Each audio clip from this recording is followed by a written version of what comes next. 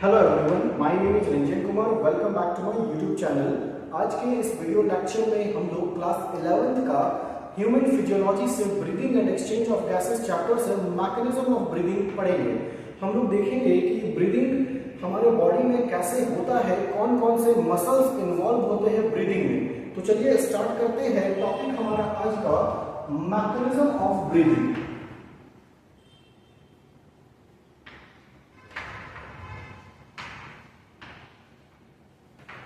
Mechanism of breathing. देखिए, हम लोग सबसे पहले समझते हैं कि ब्रीदिंग क्या होता है, किसको हम लोग ब्रीदिंग बोलते हैं।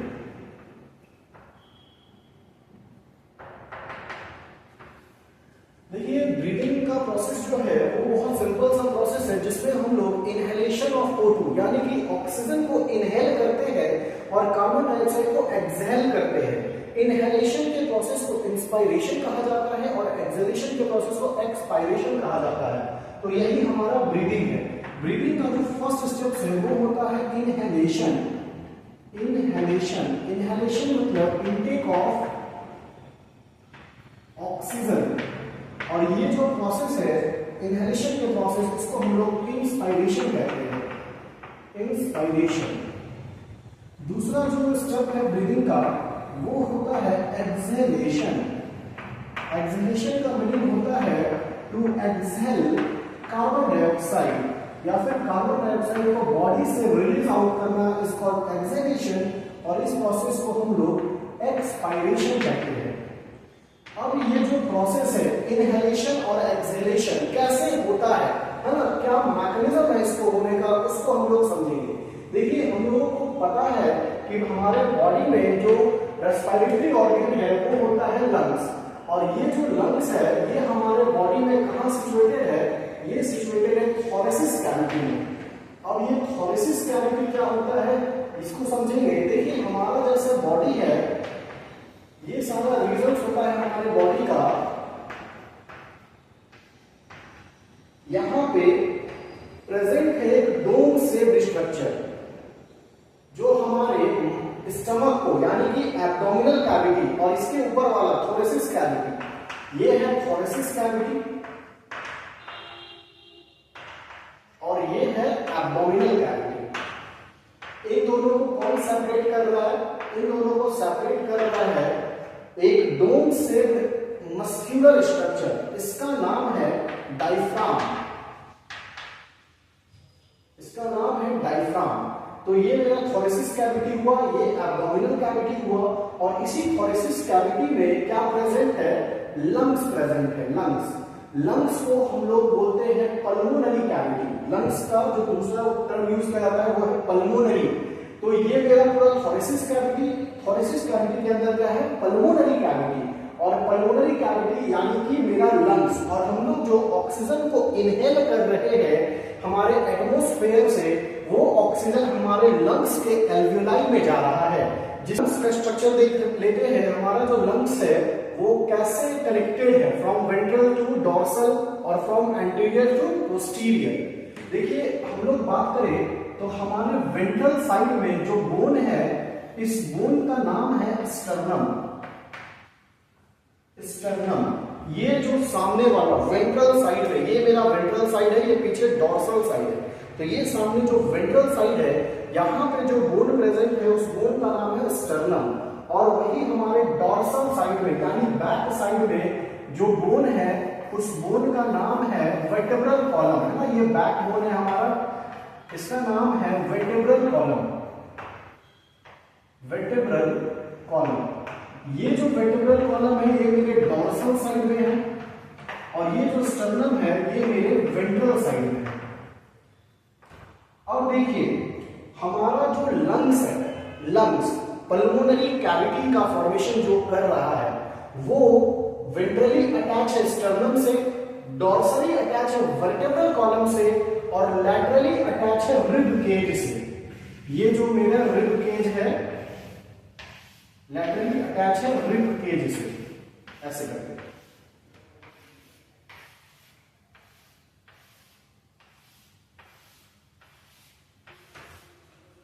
इसी के अंदर ये जो पूरा स्ट्रक्चर बना, इसी को हम लोग बोलेंगे थोरेसिस कैविटी, इसके पोस्टीरियर साइड में, देखिए ये ऊपर वाला एंटीरियर साइड हुआ और ये नीचे वाला हुआ पोस्टीरियर साइड, और इसी पोस्टीरियर साइड में एक dome shaped muscular structure present है, इसका नाम है डायफ्राम।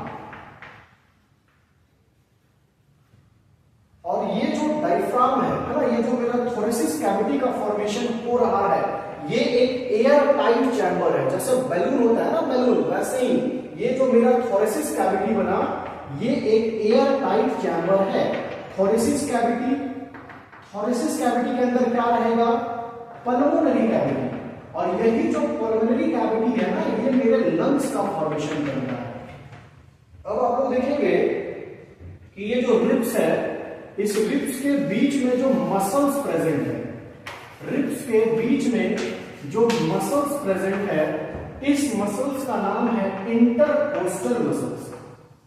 रिब्स के बीच में जो मसल्स प्रेजेंट है उसका नाम है इंटरकोस्टल मसल्स। और ये जो प्रोसेस है मैकेनिज्म ऑफ ब्रीदिंग का, यहां पे दो मसल्स अपना रोल प्ले करता है। एक तो मेरा हो गया ये इंटरकोस्टल मसल्स, और दूसरा जो मसल्स है जो ब्रीदिंग में हेल्प कर रहा है वो है डायफ्राम।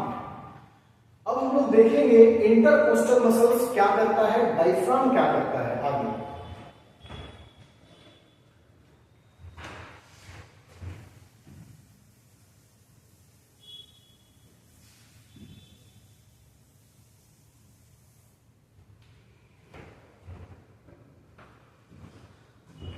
देखिए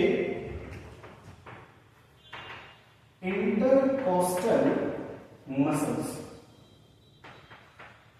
ये जो इंटरकोस्टल मसल्स है इसको हम लोग दो कैटेगरी में डिवाइड कर सकते हैं। इंटरकोस्टल मसल्स मतलब कौन सा मसल्स, ऐसा मसल्स जो कि रिब्स के बीच में प्रेजेंट है, muscles between ribs are called as intercostal muscles.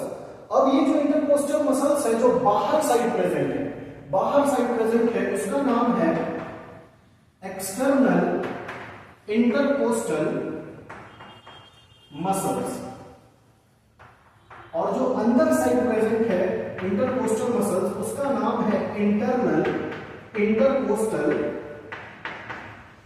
Muscles. अब देखिए क्या होता है, ब्रीदिंग कैसे होता है, मतलब इनहेलेशन और एक्सहेलेशन कैसे होता है। तो ये होता है रेगुलर कॉन्ट्रैक्शन और रिलैक्सेशन, है ना, जो इंटरकोस्टल मसल्स है उसका कॉन्ट्रैक्शन और रिलैक्सेशन, और जो ये डायफ्राम है उसका कॉन्ट्रैक्शन और रिलैक्सेशन हमारे बॉडी में इस इनहेलेशन और एक्सहेलेशन को प्रोसेस को करवाता है।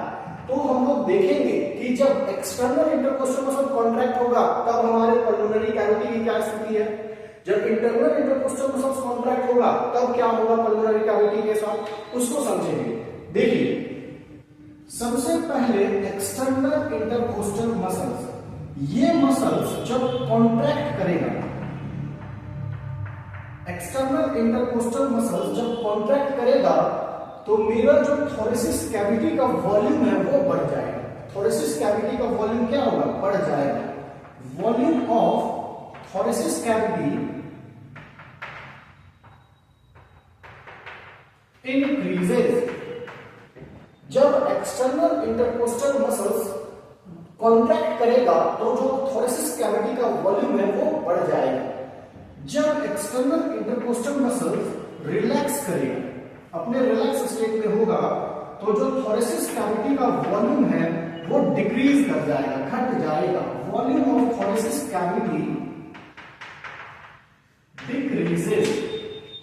तो ये एक्सटर्नल इंटरकोस्टल मसल्स के केस में होगा। जब एक्सटर्नल इंटरकोस्टल मसल्स कॉन्ट्रैक्ट करेगा, volume of thoracic cavity increases. जब एक्सटर्नल इंटरकोस्टल मसल्स रिलैक्स करेगा, volume of thoracic cavity decreases. कैसे होगा, किस डायरेक्शन में इंक्रीज और डिक्रीज होगा, हम लोग आगे समझेंगे इसको। अब देखिए ये जो मेरा इंटरनल इंटरकोस्टल मसल्स है ये क्या करेगा, इंटरनल इंटरकोस्टल मसल्स जब कॉन्ट्रैक्ट करेगा, इंटरनल इंटरकोस्टल मसल्स जब कॉन्ट्रैक्ट करेगा तो जो मेरा वॉल्यूम है थोरेसिस कैविटी का वो डिक्रीज हो जाएगा। Volume of thoracic cavity decreases, volume of thoracic cavity और जब ये इंटरनल इंटरकोस्टल मसल्स रिलैक्स करेगा, इंटरनल इंटरकोस्टल मसल जब रिलैक्स करेगा तब क्या होगा, हमारे थोरेसिस कैविटी का जो वॉल्यूम है वो बढ़ जाएगा। Volume of thoracic cavity, volume of thoracic cavity increases. तो हम लोग अभी क्या पढ़े कि जो ब्रीदिंग का प्रोसेस है मींस इनहेलेशन और एक्सहेलेशन, इसके पीछे दो मसल्स इन्वॉल्व है। एक तो मेरा इंटरकोस्टल मसल्स, ऐसा मसल जो रिब्स के बीच में प्रेजेंट है वो। अब ये जो इंटरकोस्टल मसल्स है ये दो कैटेगरी में डिवाइडेड है on the basis of location, बाहर प्रेजेंट है कि अंदर। अगर बाहर प्रेजेंट है तो एक्सटर्नल इंटरकोस्टल मसल्स, अगर अंदर साइड प्रेजेंट है तो internal intercostal muscles. External intercostal muscle जब कॉन्ट्रैक्ट करेगा तो थोरेसिस कैविटी का वॉल्यूम बढ़ जाएगा। एक्सटर्नल इंटरकोस्टल मसल जब रिलैक्स करेगा तो थोरेसिस कैविटी का वॉल्यूम घट जाएगा। उसी तरह इंटरनल इंटरकोस्टल मसल जब कॉन्ट्रैक्ट करेगा तो थोरेसिस कैविटी का वॉल्यूम घट जाएगा, और इंटरनल इंटरकोस्टल मसल्स जब रिलैक्स करेगा तो थोरेसिस कैविटी का वॉल्यूम बढ़ जाएगा। तो ये मेरा इंटरनल इंटरकोस्टल मसल्स है। एक चीज आपको बता दें जो बहुत इंपॉर्टेंट है, नॉर्मल ब्रीदिंग में, नॉर्मल ब्रीदिंग मतलब हम अपने रिलैक्स स्टेज में जब इनहेलेशन और एक्सहेलेशन कर रहे हैं उस टाइम सिर्फ और सिर्फ ये एक्सटर्नल इंटरकोस्टल मसल्स का रोल होता है, इंटरनल इंटरकोस्टल मसल्स का रोल नहीं होता है। फिर से सुनिएगा क्या बोला मैंने, नॉर्मल ब्रीदिंग में सिर्फ और सिर्फ एक्सटर्नल इंटरकोस्टल मसल्स इन्वॉल्व होता है, इंटरनल कोस्टल मसल्स। अब देखिए दूसरा मसल जो मेरे बॉडी में ब्रीदिंग करवा रहा है वो कौन है, वो है डायफ्राम, ये वाला डोम शेप स्ट्रक्चर। ये जो डायफ्राम है इसका जो रियल स्ट्रक्चर है वो है डोम शेप, है ना, गुंबद के आकार का। तो हमारे बॉडी में जब ये डायफ्राम कॉन्ट्रैक्ट करेगा, जब डायफ्राम कॉन्ट्रैक्ट करेगा, देखो जब ये डायफ्राम कॉन्ट्रैक्ट करेगा तो अभी पहले डायफ्राम अपने रिलैक्स स्टेज में है, अपने ओरिजिनल पोजीशन में है, डोम शेप में है। जब ये कॉन्ट्रैक्ट करेगा ना तब ये फ्लैट हो जाएगा, ऐसे करके। कैसे हो जाएगा, ऐसा फ्लैट हो जाएगा, सीधा हो जाएगा। अभी डोम शेप में है, जब कॉन्ट्रैक्ट करेगा तो सीधा हो जाएगा, और जब ये सीधा होगा ना तो जो थोरेसिस कैविटी का वॉल्यूम है वो बढ़ जाएगा। यानी कि जब डायफ्राम कॉन्ट्रैक्ट करता है तो there is increases in thoracic volume. Diaphragm के कॉन्ट्रैक्ट करने से जो थोरेसिस वॉल्यूम है वो बढ़ जाएगा। उसी तरह डायफ्राम जब रिलैक्स करेगा, डायफ्राम जब रिलैक्स करेगा तो जब ये रिलैक्स करेगा ना तो जो थोरेसिस वॉल्यूम है वो घट जाएगा। रिलैक्स करेगा मतलब क्या, अपने ओरिजिनल स्टेट में आ जाएगा, जिससे कि थोरेसिस वॉल्यूम घट जाएगा। यानी कि thoracic volume decreases, thoracic volume decreases इन थोरेसिस वॉल्यूम। तो यही है मेरा मैकेनिज्म ऑफ ब्रीदिंग। दो मसल्स इन्वॉल्व है, इंटरकोस्टल मसल्स और डायफ्राम। नॉर्मल ब्रीदिंग में कौन कौन सा मसल्स इन्वॉल्व है, एक्सटर्नल इंटरकोस्टल मसल्स और ये डायफ्राम। एक्सटर्नल इंटरकोस्टल मसल्स जब कॉन्ट्रैक्ट करेगा तो थोरेसिस वॉल्यूम बढ़ जाएगा, डायफ्राम जब कॉन्ट्रैक्ट करेगा फिर भी थोरेसिस वॉल्यूम बढ़ जाएगा। देखो ये मेरा एक्सटर्नल इंटरकोस्टल मसल्स है, रिब्स के बीच में क्या है ये, एक्सटर्नल इंटरकोस्टल मसल्स, रिब्स के बीच में एक्सटर्नल इंटरकोस्टल मसल्स। जब ये कॉन्ट्रैक्ट कर रहा है, अभी क्या है, अपने ओरिजिनल स्टेट में है, रिलैक्स स्टेज में। जब ये कॉन्ट्रैक्ट करेगा ना तो अभी मेरा जो लंग्स का जो थोरेसिस कैविटी का वॉल्यूम है वो ये है, ठीक है। जब ये कॉन्ट्रैक्ट करेगा तब ये जो वॉल्यूम है थोरेसिस कैविटी का वॉल्यूम ये बढ़ के ये हो गया, इतना बढ़ गया, इतना थोरेसिस वॉल्यूम बढ़ गया। क्यों बढ़ गया, क्योंकि एक्सटर्नल इंटरकोस्टल मसल्स कॉन्ट्रैक्ट किया है, एक्सटर्नल इंटरकोस्टल मसल्स कॉन्ट्रैक्ट किया है जिससे कि थोरेसिस वॉल्यूम बढ़ गया है। और आप लोग याद रखिएगा जब एक्सटर्नल इंटरकोस्टल मसल्स कॉन्ट्रैक्ट करता है तो थोरेसिस वॉल्यूम जो बढ़ता है वो किस डायरेक्शन में बढ़ता है, वो बढ़ता है dorso ventral axis, dorso ventral axis में।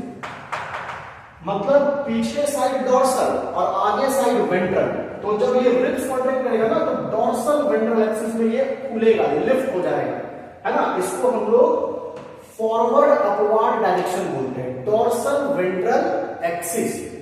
अब ये जब डायफ्राम कॉन्ट्रैक्ट करेगा, मतलब कॉन्ट्रैक्ट करेगा क्या, अपने डोम शेप से फ्लैटेंड शेप में आ जाएगा। हम लोग क्या पढ़े, डायफ्राम जब कॉन्ट्रैक्ट करेगा तो डोम शेप से फ्लैटेंड शेप में आ जाएगा, जिससे कि जो लंग्स का वॉल्यूम है, थोरेसिस कैविटी का वॉल्यूम है, वो एंटीरियर टू पोस्टीरियर बढ़ेगा, एंटीरियर टू पोस्टीरियर बढ़ेगा जब डायफ्राम कॉन्ट्रैक्ट करेगा।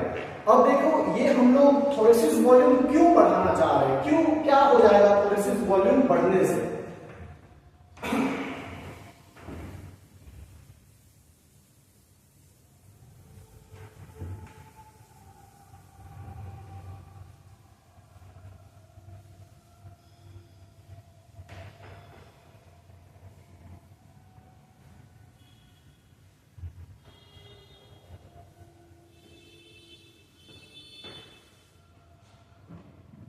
देखिए क्या होगा, हम लोग थोरेसिस वॉल्यूम क्यों बढ़ाना चाह रहे हैं,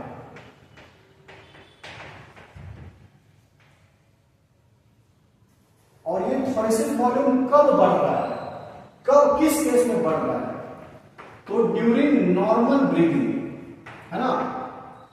नॉर्मल ब्रीदिंग के टाइम आपको क्या बोले, दो मसल्स इन्वॉल्व है, एक है एक्सटर्नल इंटरकोस्टल मसल्स,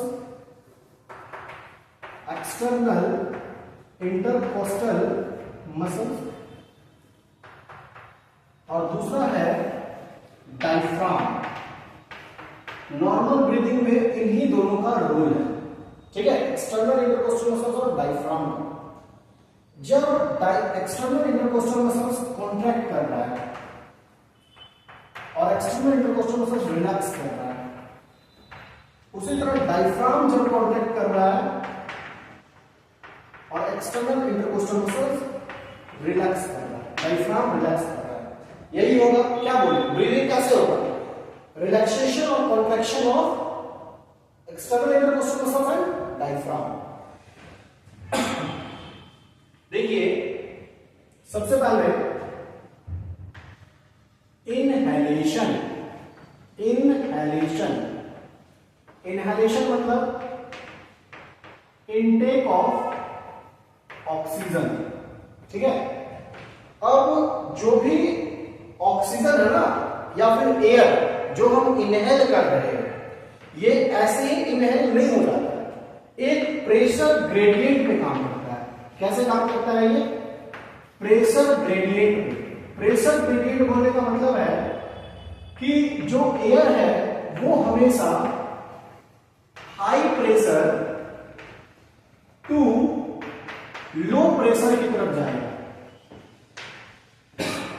जो एयर है वो हमेशा high pressure to low pressure की तरफ जाएगा। अब हम लोग चाहते हैं कि जो एयर है वो एटमॉस्फेयर से मेरे लंग्स में जाए, तो हमको क्या करना पड़ेगा, हमको अपने लंग्स का प्रेशर एटमॉस्फेरिक प्रेशर से कम करना पड़ेगा। कैसे करेंगे हम लोग, आप लोग एक रिलेशन जानते हैं, pressure is inversely proportional to volume. मतलब कि प्रेशर बढ़ेगा वॉल्यूम घटेगा, वॉल्यूम बढ़ेगा प्रेशर घटेगा। अगर हम लोग अपने थोरेसिस कैविटी का वॉल्यूम को बढ़ा देंगे तो प्रेशर कम हो जाएगा, और प्रेशर कम हो गया एटमॉस्फेरिक प्रेशर से, तो जो एयर है वो high pressure to low pressure मतलब एटमॉस्फेयर से मेरे लंग्स के अंदर एंटर करेगा, और हम लोग बोलेंगे इनहेलेशन हो गया। तो देखिए सबसे पहले इनहेलेशन, इनहेलेशन कैसे होगा, तो सबसे पहले role of external intercostal muscles, role of external intercostal muscles. Inhalation में क्या रोल है एक्सटर्नल इंटरकोस्टल मसल्स का, तो आप लोगों को पता है कि जब एक्सटर्नल इंटरकोस्टल मसल्स कॉन्ट्रैक्ट करता है, जब एक्सटर्नल इंटरकोस्टल मसल्स कॉन्ट्रैक्ट करता है तो थोरेसिस कैविटी का जो वॉल्यूम है वो बढ़ जाता है। Thoracic cavity increases, in volume. Thoracic cavity का जो वॉल्यूम है वो बढ़ जाएगा। तो थोरेसिस कैविटी का वॉल्यूम बढ़ जाएगा, क्या होगा? Role of external intercostal muscles. External intercostal muscles, external intercostal muscles contracts. External intercostal muscle contract होगा तो क्या होगा? Thoracic volume increases. जब थोरेसिस वॉल्यूम इंक्रीज हो जाएगा, फर्दर क्या होगा? थोरेसिस कैविटी के अंदर क्या है? Pulmonary cavity. तो पल्मोनरी कैविटी का भी जो वॉल्यूम है वो बढ़ जाएगा। Thoracic volume increases, further pulmonary volume also increases. अब वॉल्यूम बढ़ गया तो प्रेशर क्या होगा? वॉल्यूम अगर बढ़ गया तो प्रेशर क्या होगा? कम हो जाएगा। इनवर्स रिलेशनशिप है। पल्मोनरी प्रेशर डिक्रीजेस, वॉल्यूम बढ़ा, प्रेशर घटा। अब पल्मोनरी कैविटी का जो प्रेशर है वो कम हो गया, मतलब एटमॉस्फेरिक प्रेशर से कम हो गया। तो जो एयर है वो कैसे जाएगा? High pressure to low pressure. इसके बाद क्या होगा? Air goes inside the lungs, air goes inside the lungs from outside. Hope आपको ये role of external intercostal muscles in inhalation समझ आया है। एक्सटर्नल इंटरकोस्टल मसल्स जब कॉन्ट्रैक्ट करेगा, थोरेसिस कैविटी का वॉल्यूम बढ़ जाएगा। थोरेसिस कैविटी का वॉल्यूम बढ़ जाएगा, फर्दर पल्मोनरी कैविटी का भी वॉल्यूम बढ़ जाएगा। वॉल्यूम बढ़ेगा, पल्मोनरी कैविटी का प्रेशर कम हो जाएगा एटमॉस्फेरिक प्रेशर से, और एटमॉस्फेरिक एयर एंटर कर जाएगा मेरे लंग्स से, क्योंकि वो हमेशा high pressure to low pressure जाता है। अब देखिए आगे डायफ्राम का role of diaphragm in inhalation. Role of diaphragm in inhalation. तो आपको पता है कि जब डायफ्राम कॉन्ट्रैक्ट करेगा, डायफ्राम जब कॉन्ट्रैक्ट करेगा तो अपने डोम शेप्ड से, जो ओरिजिनल पोजीशन है डोम शेप है ना, वो फ्लैट हो जाएगा। फ्लैट हो जाएगा तो थोरेसिस कैविटी का जो वॉल्यूम है वो बढ़ जाएगा। Thoracic cavity, volume of thoracic cavity increases in anterior posterior axis. बताया था ना आपको कि जब डायफ्राम कॉन्ट्रैक्ट करेगा तो इंक्रीज जो होगा थोरेसिस कैविटी का वॉल्यूम वो एंटीरियर पोस्टीरियर एक्सिस में होगा। Volume of thoracic cavity increases, further volume of pulmonary cavity also increases, volume of pulmonary cavity also increases, volume बढ़ जाएगा, प्रेशर क्या होगा pulmonary cavity का? डिक्रीज हो जाएगा। प्रेशर इन pulmonary cavity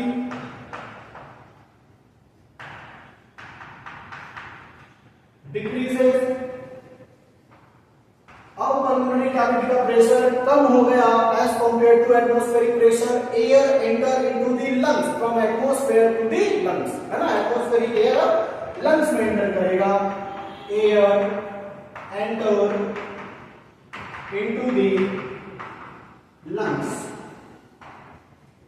तो ये है मेरा इनहेलेशन का प्रोसेस। इनहेलेशन में एक्सटर्नल इंटरकोस्टल मसल्स और डायफ्राम का स्थिति ये रहता है। एनसीईआरटी में जो डायग्राम दिया हुआ है इनहेलेशन का वो देखेंगे। एनसीईआरटी का डायग्राम इनहेलेशन का, तो देखिए जैसा कि आपको पता चला अभी, जो मेरा पल्मोनरी कैविटी है यानी कि लंग्स, उसके वेंट्रल साइड में क्या है? स्टर्नम। वेंट्रल साइड में वो अटैच हुआ है स्टर्नम से। तो सपोज दैट ये मेरा वेंट्रल साइड है और ये है मेरा स्टर्नम। डोर्सल साइड में क्या है? डोर्सल साइड में है वर्टेब्रल कॉलम। वर्टेब्रल कॉलम, है ना। Vertebral column, ventral side sternum, dorsal side है वर्टेब्रल कॉलम। नीचे में क्या है, पोस्टीरियर एक्सिस में डायफ्राम। पोस्टीरियर एक्सिस में क्या है, डायफ्राम।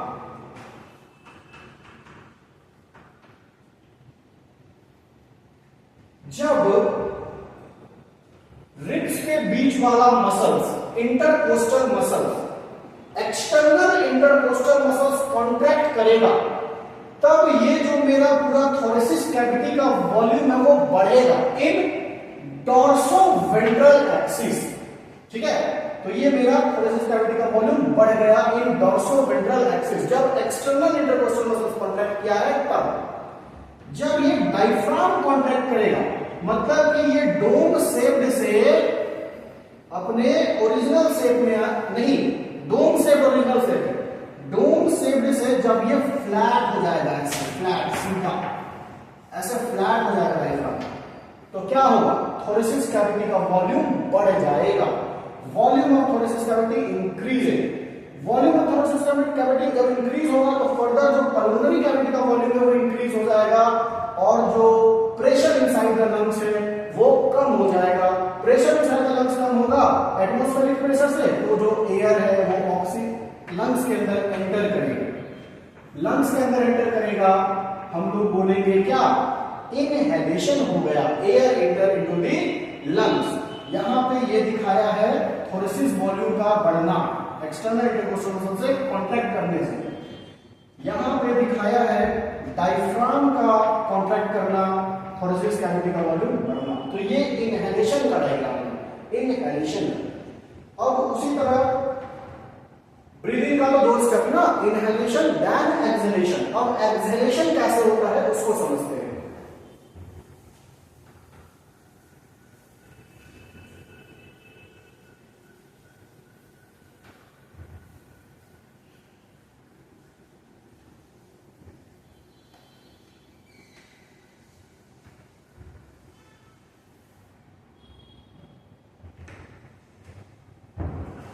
एक्सहेलेशन,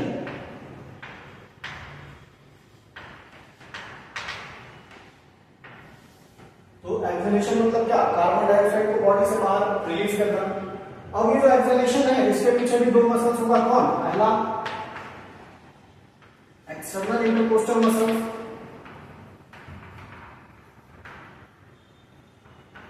और दूसरा कौन, डायफ्राम। देखिए हम लोगों को पता है कि जो एयर है वो high pressure to low pressure जाता है।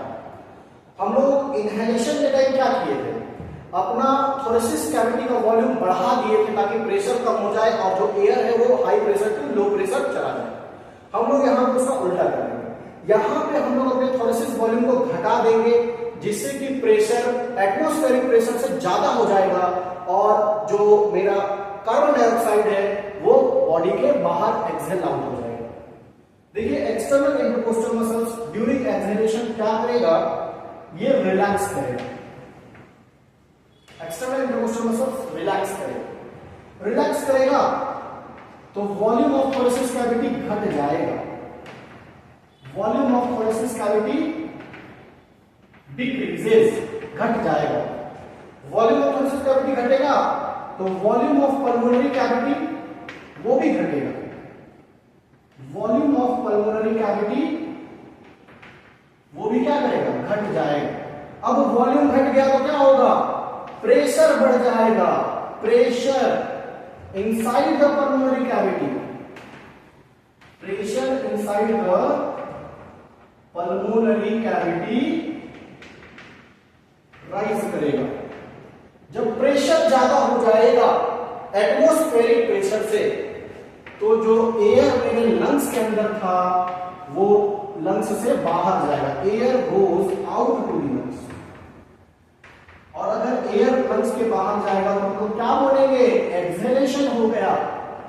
उसी तरह डायफ्राम, डायफ्राम क्या करेगा, रिलैक्स करेगा। रिलैक्स करेगा मतलब क्या, अपने ओरिजिनल पोजीशन में आ जाएगा। रिलैक्स करेगा मतलब क्या, अपने ओरिजिनल पोजीशन में आ जाएगा। और इसका जो ओरिजिनल पोजीशन है वो क्या है, डोम शेप्ड, गुंबद का आकार का है। डोम शेप्ड में आएगा, क्या होगा, वॉल्यूम ऑफ थोरेसिस कैविटी घट जाएगा, volume of thoracic cavity decreases. Thoracic cavity का वॉल्यूम बढ़ेगा, घटेगा, तो जो पल्मोनरी कैविटी का वॉल्यूम है वो भी घटेगा। Volume of pulmonary cavity also decreases. क्या होगा, pressure inside the lungs increases, volume घटेगा, प्रेशर बढ़ेगा, pressure inside the lungs increases. अब लंग्स का प्रेशर बढ़ गया एटमॉस्फेरिक प्रेशर से, मींस जो एयर है वो आउट ऑफ द लंग्स जाएगा, एयर गोज आउट, और वो क्या हो जाएगा, एक्सेलेशन हो जाएगा। अब यहां फोटो में समझ लेते हैं, कैसे समझेंगे फोटो में, एनसीईआरटी का फोटो है,